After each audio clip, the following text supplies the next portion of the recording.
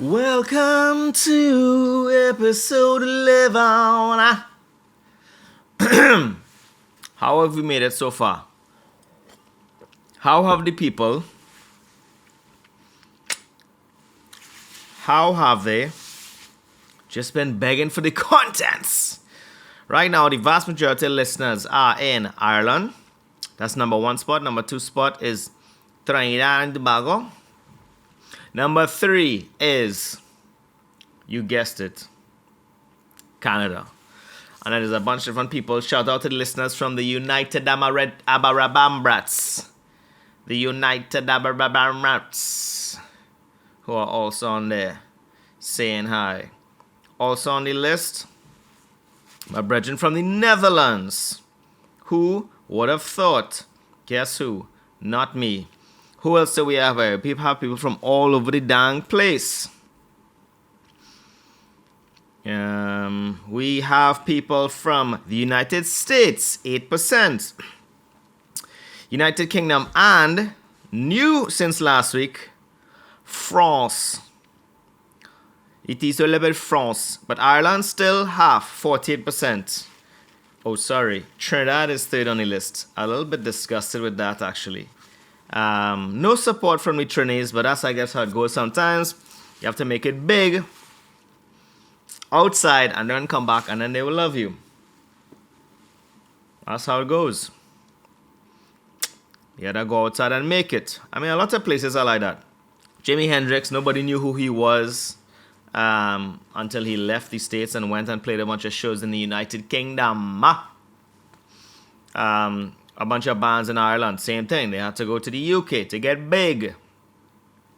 UK seems to be kind of hip to their own stuff. 3% of listeners of Daddy Comes First. The United Kingdom of countries. The United Kingdom, I would say, is a couple decades away from being one less country. For the pure reason that Catholics like to people. Catholics like to, you know what I mean? They like to let their aggression out with pints and and they're not ashamed about it. Sorry, they are very ashamed about it. So in Northern Ireland right now, those who do not know, it's Catholics, just like the Republic of Ireland, and then Protestants, right? I won't go into that whole battle. I'm saving that for upcoming historical episode. But what's going on is that for the last few decades, I believe, or since the 2000s anyway, Catholics have been having more children. And for those of you who don't know, Catholics want to have a unified Ireland, and Northern Irish people, that doesn't make sense. And Protestants, they want to be part of England, right? But, I mean, time will tell if the Catholics keep getting down. If they keep shoveling the pints into their mouths, if they keep knocking back the Bushmills, and the Beamish, no, Beamish is Cork, isn't it? If they keep knocking back the Bushmills, they will surely keep pumping out these children, and then they'll take over. I mean, numbers is the way to get you. Same thing in the United States of America. All of the people there are, the majority is white, but the Mexicans and the black people are having more babies now. And all the other whatever, the Asians and it's all combining into this one non-white blob of lots of children. And they get what they want. They'll get the numbers at the end of the day, I guess, to vote and do whatever they want. That's the story. So Northern Ireland will quickly turn over. And the United Kingdom. So I wonder if these people who listen to Daddy Comes First, these people, it's probably 1 and 1.5 peoples. If they listen, are they from Northern Ireland? And wouldn't that be interesting? Thank you everybody who is listening. We are on our second decade of podcasts. No, that doesn't make any sense. We're on the 11th podcast, which means we have done 10. Okay? For you fools out there who cannot count. But here we are yet again. I'm overwhelmed with the love and support. Crazy. The amount of the audience size is Spotify followers only a few days in. Sorry, a few months in. We have been going for quite some time. Analytics. Spotify impressions have been climbing quite substantially for the last little while. And listenership seems to be going well. We were still trending most highly in December. Of course, nobody has anything to do but be with family. And so they need a break from the family. You know what I mean? Your racist uncle is carrying on about something. So you go upstairs, you listen to Daddy Comes First. Your mother is going on and on about something. She wants you to do something with your life. You just, let me take a break. You go to the bathroom. Maybe you take a poo. And then later, to drown the sorrows, you just, you know what I mean? Maybe talk a little something. And then you listen to Daddy Comes First. And that is really the best way. Doctor recommended, literally. Several doctors in my life. I'm a lucky person. And they all recommend listening to this to cure anxiety, depression, soft boners, knock knee, underbite, pigeon toe, wobble leg, stiff back, curve back, double chin, crooked eye, toe links, nail fungus, receding hairline. It curing everything. Curing everything. And you know what? I don't charge for those services. That's just something I give back to the community because that is how good the community has been for me. And what do I get in return? I get complaints. Everybody's just complaining all the time. Not at me, just in general. Some of you might have seen that I went off on Instagram the other day about people who complain about the price of things that they have no business buying. That's what my uncle used to say. Do not complain about the price of things you have no business buying, okay? So don't complain about the price of delivery. I think that's a luxury good. You could complain about the price of gas. When you put in the gas stick in the gas hole, you could complain about that. You could complain about the cost of food. Some foods. Don't be crying about the price of Ferrero Rocher chocolates, okay? If you're eating Ferrero Rocher, it is probably things are going okay for you. Okay, if the price of potato, cheese, and onion here in Dublin skyrockets, we have a problem. One of the nicest things in the world, you get a slice of bread, nice thick layer of butter, and an entire packet of cheese and onion crisps.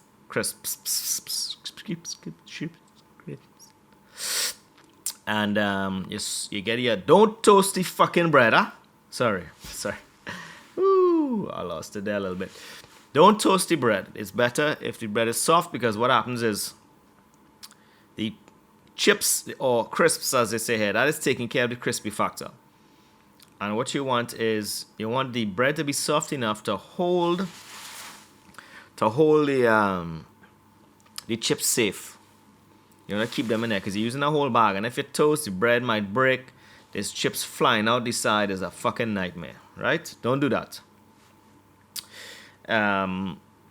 So you make that, you lash that up. If you're real fancy, you can put ham and cheese in there. That's for rich people shit. Nobody has that kind of money now. It's just butter, crisps, and white bread. Don't get no bagel, please. Oh, God. Don't get no whole grain, whole wheat nonsense. This is pure, unadulterated, elite athlete fuel. Okay? That's what it is.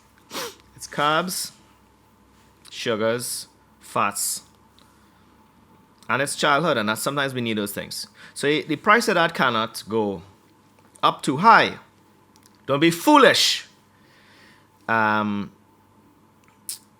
the price of eggs, still real cheap. You can still get 20 eggs for €4. That is outstanding.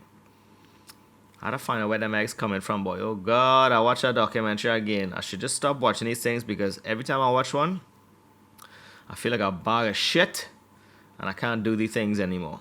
Now, the eggs. I don't know if you know this. When they're sifting through the eggs, the babies, the hatchlings, chicks. The chicklings are hours old. And they check them. And if they have a penis, no good. Because they can't make eggs and they don't get fat like the females for selling. So they go into a grinder. Yes, this is a true thing. Now, I don't have to feed them to anybody or whatever, but that chick keep popping out. He's like, "Ooh, it's nice and warm in here, actually. Very, very controlled temperature. This is lovely. Hey, what's the story? Hey, hello. I guess we must be brothers or sisters. Or your sister. Hi, what's your name? Hello, my name is Tamanthea. I say, hello, Tamanthea. I'm Trevon.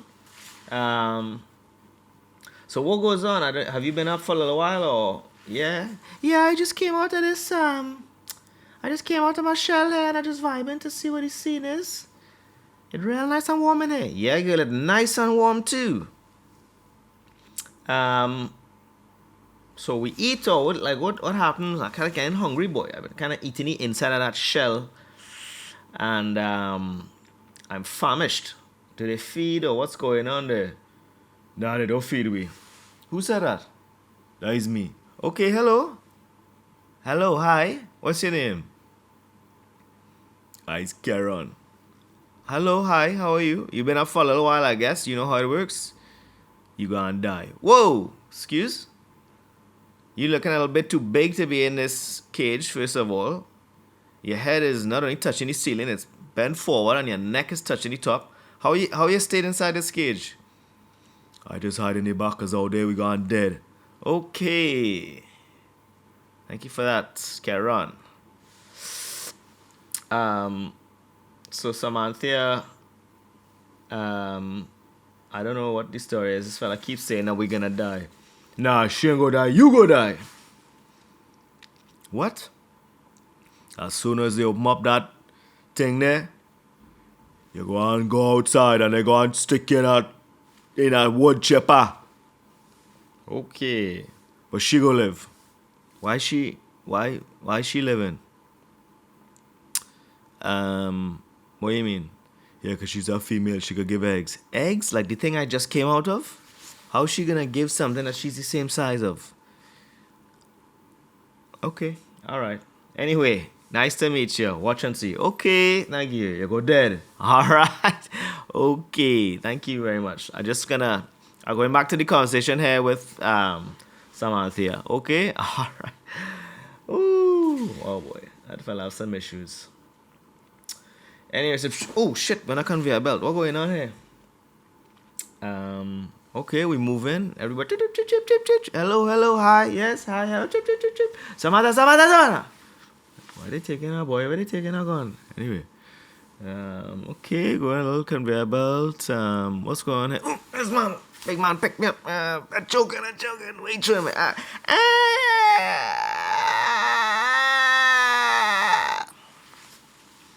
And that's the last sound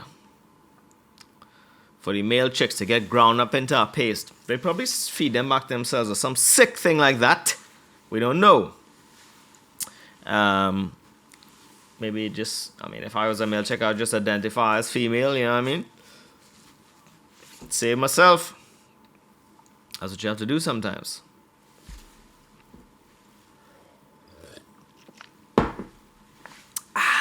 I just took a drink of water. Very unprofessional on air. That's the way it has to go sometimes. Anyway, so Samantha is somewhere out there, living her life and being forced to crank out eggs in these tiny cages. So the price of eggs is an important one. But I had to start finding like real pasture raised eggs. Because that's the free range, it don't mean shit. They just give them a little nook. They give them a little like a nook in the corner that doesn't have a roof on it. It's like, yeah, they're free range, but not really free range. So you had to get pasture eggs now. So the eggs had to be having a good life. The hens, I mean, they had to be living. They had to be living nice. So I started looking for that now. It might bring the egg budget to an all-time high, but we go through a lot of eggs in this house. Anyway, we'll see. So yeah, eggs, bread, what else, boy? Gas. Well, gas is, those people those companies that make the oil, you know what I mean? It's just up and higher and higher. No matter what is going on in the world, it's a reason to go up. And they're shafting you. They're beating you. They're beating you like, you know what I mean? Like a 90s kid got licks. Proper beats.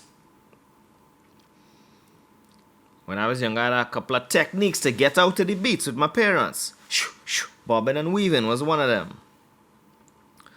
I was the last child, but my siblings made the joke that when my mother was pregnant, she couldn't bend down too low because I was inside her belly, getting ready to come out and change the world. But what happened? They would rile up some shit and she'd go to lash them and they'd lie down on the ground and she'd be kind of bending over trying to reach them, but the belly would prevent it from reaching down. So they got away. I had a kind of empathy and closeness response I try sometimes with my parents, like when they're trying to fling some blows at you, bob and you weave like a boxer. And then when boxers get tired, you hold your close. So I used to go up and grab my mother around her waist and say, "Oh God, mommy, I'm sorry, I love you." Hoping that, you know what I mean, you tell them you love them and you're real close. And, it's maybe kind of messed up to lash a child while they're hugging you. At least that's what I thought would happen. She'd have some kind of remorse. But when you're raising a set of boys and they're beating each other quite to death, what you going to do? You had to lash sometimes. You hold like a boxer. You're holding on to her waist. I said, "Oh God, mommy, I love you, baby, oh God." And she reached down and gave you a couple of lashes on your bottom with a sandal or something. And then we had bunk beds too. That was another way to evade the police, i.e. our parents. Whoever on the bottom bunk, they getting lashed for sure. Because, of course, they tell you to go to bed and you're staying up and you're making a set of noise. They come in and you're giggling. "Go to bed, Aulia, go to bed." You say, "Okay, sorry." They come back in. "Go to bed." And you know the next time they come in, the third time, woo-wee, his hand flying. So if you're on the bottom bunk, you have no, you know what I mean? You have no defense. But if you're on the top bunk, you could line up against the wall. Hopefully your bunk is against the wall. And we didn't have no ladder on our bunk, right? I guess the ladder just broke one day and our parents didn't fix it. And who couldn't climb a freaking bunk when you're that age? But if a man jack was on top that bunk and the hands come inside, like, you just go up against the wall and the hand just can't grab you, trying to grab your leg. You're putting one leg up, man, you're putting one leg down there. You're dancing.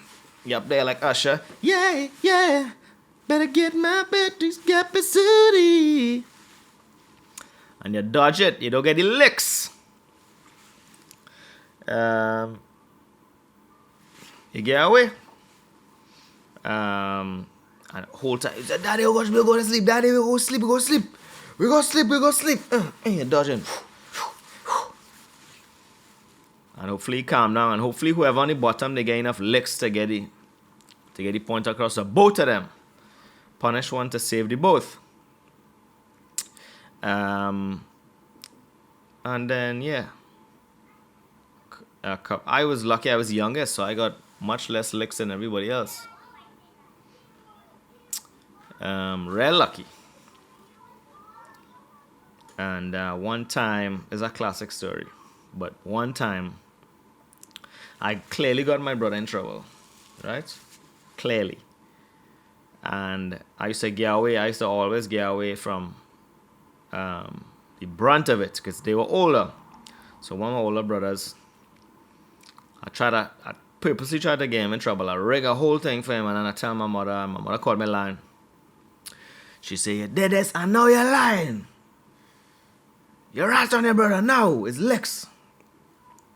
She tell my brother, she said, "Go and get something for that closet for me to beat this boy with."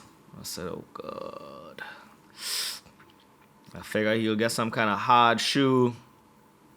A high heel sounds bad, but the thing is, there's not really any good part of a high heel to hit you with. You want something that's heavy, dense, but has a bit of flexibility in it, so it could whip wrong. House slipper is really the arch nemesis of the 8-year-old's bottom. And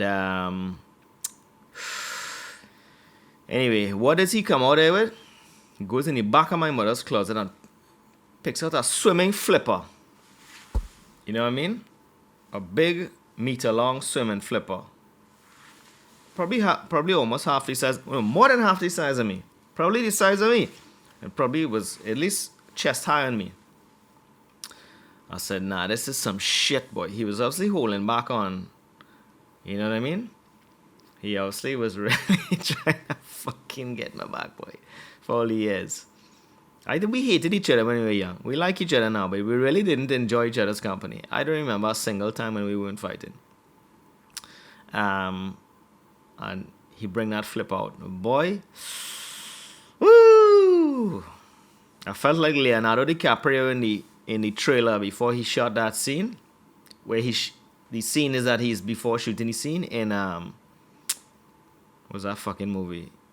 Once Upon a Time in Hollywood, where he's like, "Come on!" That's what I felt like in my mind. I was like, listen, I had to come out with an Oscar-worthy performance, a crying performance here.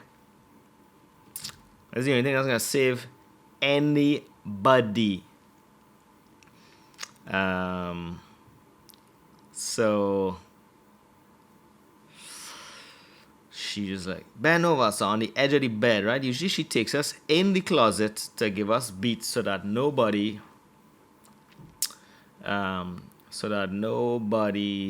would hear. The neighbors wouldn't hear. At least that's what I thought. So we're on the edge of the bed. That's how I know she was vexed. She didn't care if the neighbors heard. So she bent over. So my hands on the edge of the bed, like this. I'm throwing on my bottom, and I'm engaging the core. I tensing my bottom.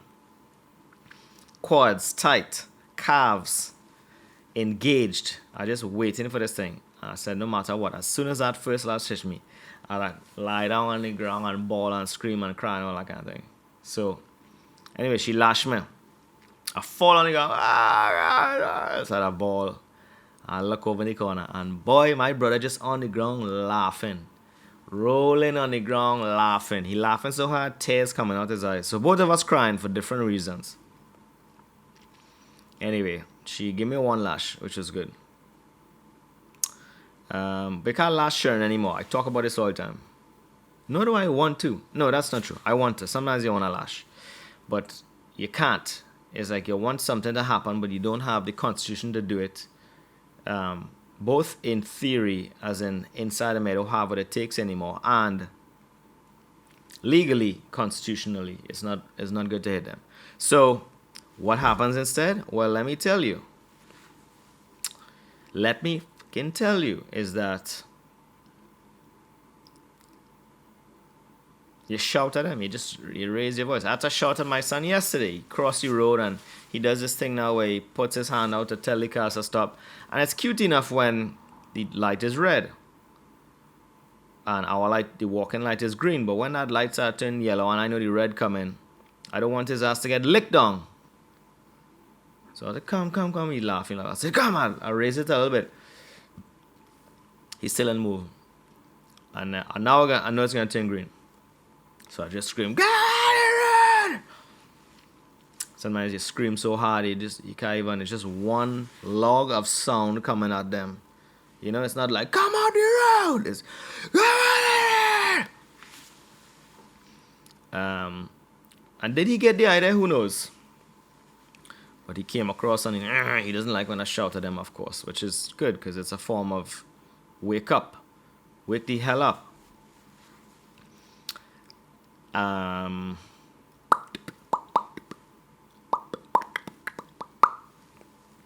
So, yeah.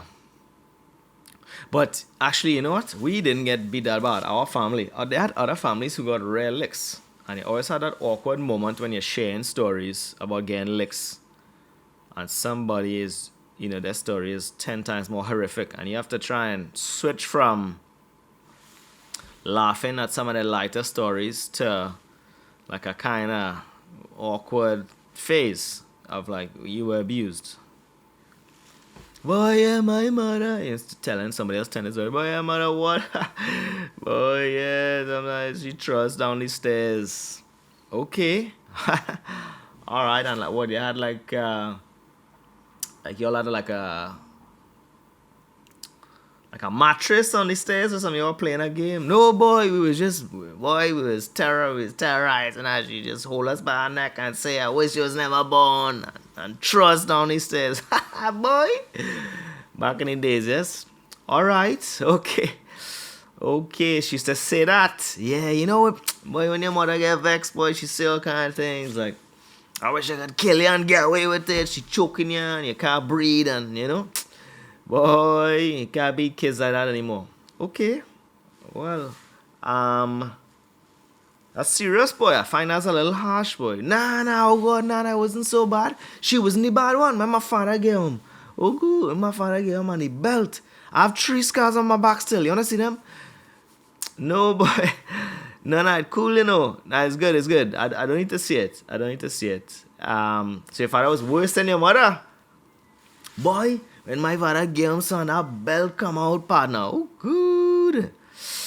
Yeah, boy. When that belt come out, and he used to dip the edge of the belt in water and make sure it make a sound to her. Okay. All right. Well, Stefan, okay. Whew, that's hard for me to listen to, I'll be honest. No, boy. I mean, oh, God, when your kids and thing, your parents, Caribbean parents will beat you. Okay. All right. I think you were abused. So physically abused. That's a little bit too much. No, boy, no, God, your parents, they're doing their best. That's how it was in them days. I mean, this is like, this isn't the 50s or the 40s, bro. This is, this is not, this is the 90s. Yeah, boy. Anyway, yes. But you say your parents beat you to it? Beat you bad end like my parents? Well, yeah, we get father used to kind of, mother would take some slippers and beat us on our bottom sometimes, and then what happened after that? We'd kind of like cry. You'd cry. Yeah, well now we're not really crying now. We just we're crying because like we're trying to so that they don't so you don't hit us anymore. Boy, when I used to cry, it was more licks. I don't want to hear anymore. Actually, you know what? I'm good, and I'm a little upset, and I don't even want dessert. I don't no dessert, Manny. Thank you. No, thank you. Just the bell. Thank you. Anyway, Stefan, good luck, boy. We're gonna head out, and that is that. All right. And scene. That's almost verbatim a story that happened to me. Where I was joking about being hit with a flipper, and this fella was talking about being beaten half to death by his parents. And you know what? Who's right and who's wrong? Who knows? He is much more successful in life than I am. He makes much more money. And every time I see him, he's laughing. Now, he might be crying every night at home or in his soul, or, you know what I mean? He might be able to show certain emotions, but who's right and who's wrong? I love you all. Thank you for listening to my chronicles. Take care.